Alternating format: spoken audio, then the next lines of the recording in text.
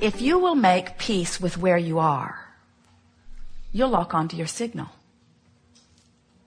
In other words, if you'll say, okay, here I am. Here I am. Good for me. Not bad for me. Good for me. And from where I am, I now choose this and this and this and this. If you make peace with where you are, meaning you stop beating up on yourself about it, you stop feeling regret about it, you stop letting it suck the life out of you, you stop letting other people make you feel guilty about it, you stop being defensive about it. If you will make a decision to make peace with where you are, which sort of sounds like this, well, here I am. Simple enough, isn't it? Here I am. Here I am. Feel the difference between here I am on my way to there and here I am, I've been here so long. Or here I am, I shouldn't be here. Here I am, it's your fault I'm here. Quite different vibrational stance. Where here I am and it's all right. Here I am and I don't really want to be here, but here I am and it's all right. And it's temporary. Here I am and it's temporary. Oh, that one feels pretty good, doesn't it? Here I am in this temporary place on my way to better and better. Here I am, pleased with who I am, on my way with greater clarity to who I really am. In other words, you got to find ways to soften your personal perspective of where you are, because where you are is the signal that you're beaming. And you got to log on to the signal. You got to find a way of linking up with this source energy. When you don't, you're off the signal. Source energy believes that well-being should be yours. When you don't, you're off the signal. Source energy adores you. Source energy knows about your well-being. Source energy expects good things to come to you. And when you don't, you're off the signal, you see.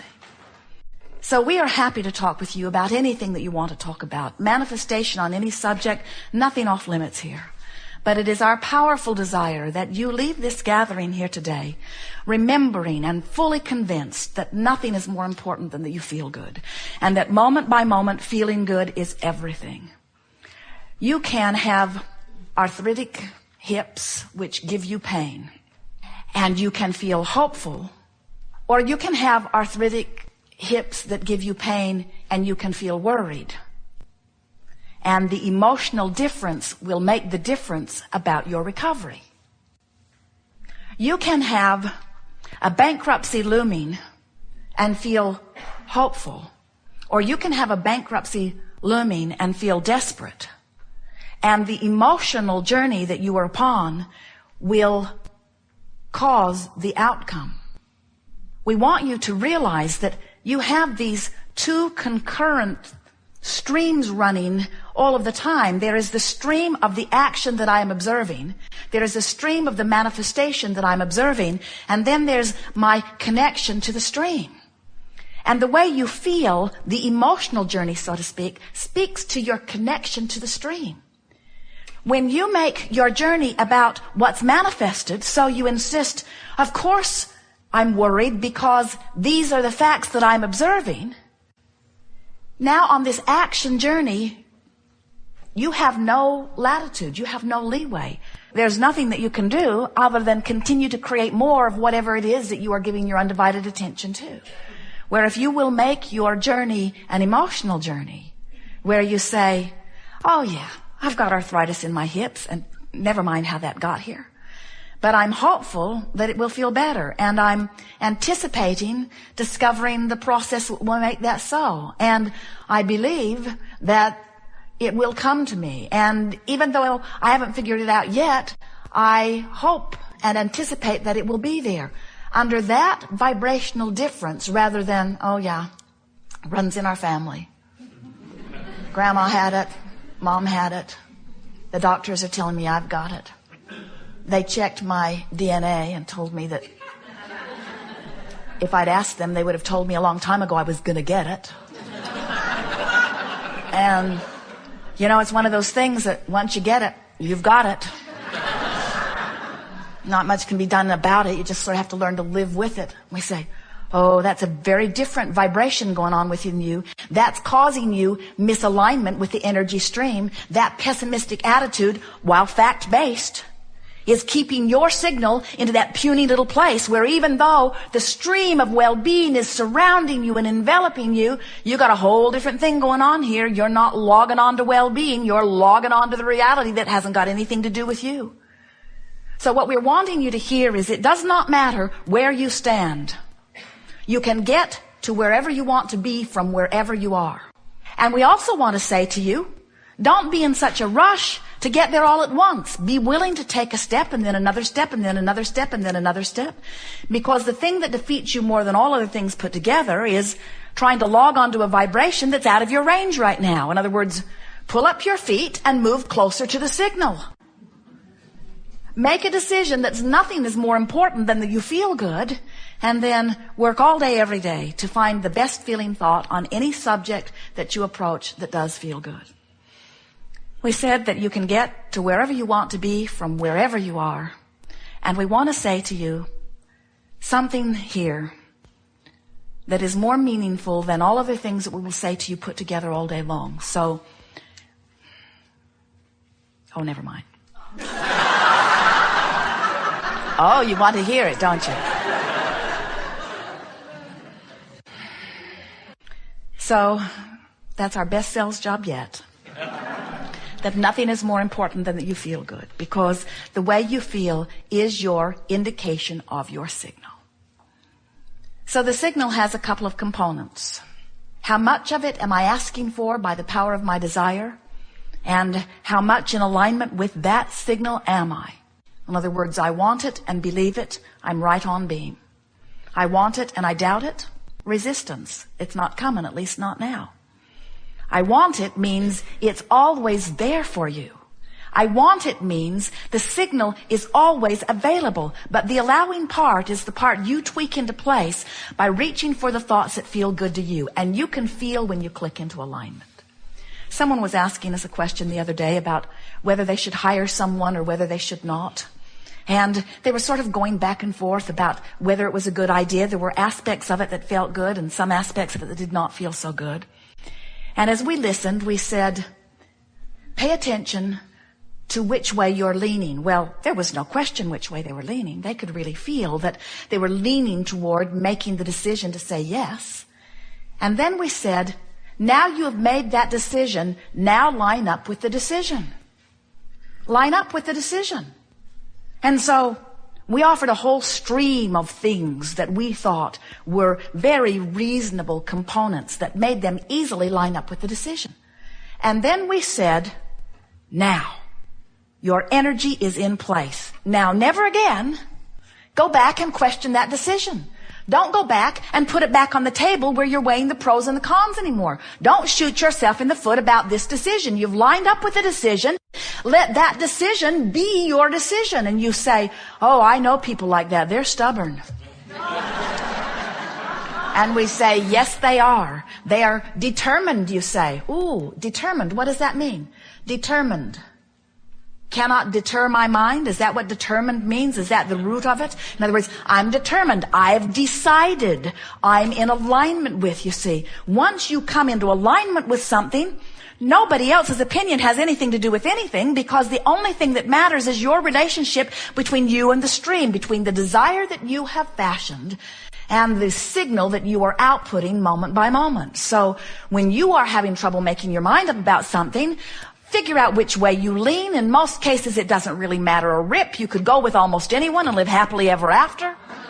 Well, we understand that you have reasons for your pickiness, but you know which way you're leaning. And so lean that way and then line up with it and then watch what happens. And continue to say to yourself, I am temporarily standing everywhere that I'm standing. So when I get there, since I can't get it wrong and I never get it done, and the reason that I can't get it wrong is because I never get it done. In other words, you can't get it done. You're going to continually have a whole new other barrage of input that's going to cause you to launch another rocket of desire. You constantly amend your desires. And source energy constantly keeps up with the amendments. So, are we convincing you yet that your work, your only work, is to line up with what you think you want? So why don't you do that? Why doesn't everyone? Why is that not easy for you to hear? We'll tell you. It's because the questions we ask are always the easiest to answer. We know the answer before we ask the question. But then we know the answer before you ask the question too. The reason that more don't know that is because you're not sure that you have the right or the wisdom to choose. You think somebody else has made the list and that you've got to conform to the list. And what you didn't factor in is they made that list about what you should do so that they'd feel better. And it's time for you to make your list about what you should do so that you can feel better. You are an extension of that which is source. Some call it God, some call it energy, some call it consciousness. It does not matter what you call it. You will never be apart from it. It will always flow to you and through you. But you have powerful control about how much of it you let in any moment in time and how much of it you deprive yourself of. And when you let it in, you thrive. When you let it in, you're clear-minded, you're sure-footed, you feel good, life is wonderful, you breathe deeply, everything feels good. Everywhere you go, you find things that are interesting, fascinating, provocative, good feeling. And when you are not allowing your connection to the stream, you feel defensive, you feel afraid, you feel unsure, you feel unworthy, you feel anger, you feel depressed, you feel overwhelmed, you feel frustrated. There's a myriad of emotions all up and down this emotional scale. This glorious guidance system within you, letting you know in every moment how well connected to your link spot in the sky you are. It is our powerful desire that when you leave this gathering today, that you never again question your value or your worthiness, and that you let your questioning be about, what do I prefer, this or this? Would I rather love this person or hate this person? Let's see which feels best to me. Esther came to an astonishing and startling revelation about herself not long ago, when she found herself on the opposite end of a decision. She thought one way and Jerry thought another way about something not very important. It was the methodology for hooking up the tow car to the monster bus.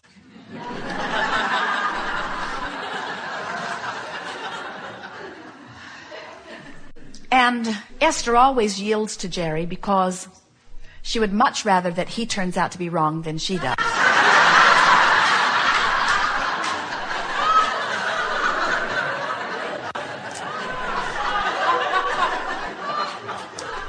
And as she was walking the length of the rig, about 67 feet, as she was walking to get back into the driver's seat of the monster bus, to pull it forward, to make sure that everything had locked in just right, she heard herself think and laughed and nearly fell over as she got into the coach as she heard her own thought. She thought, I hope it doesn't go well.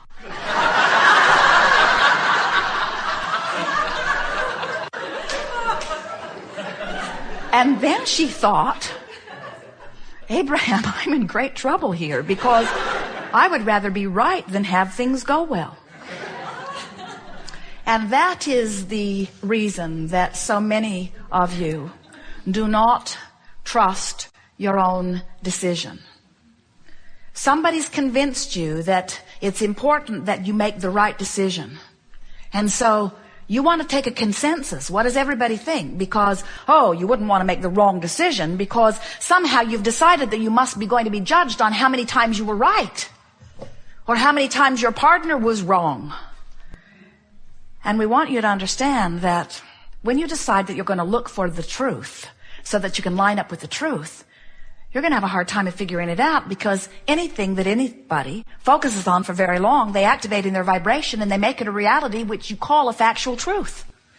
So when you see this stuff that you do not want and you say, well, I cannot ignore it because it's true, what you're saying is someone else, for whatever unknown reason, gave their attention to it long enough that it became active in their vibration, long enough that it became a dominant vibration within them, that it manifested in their experience and became a fact or evidence, and because they did that unwanted thing to themselves, I should do it too.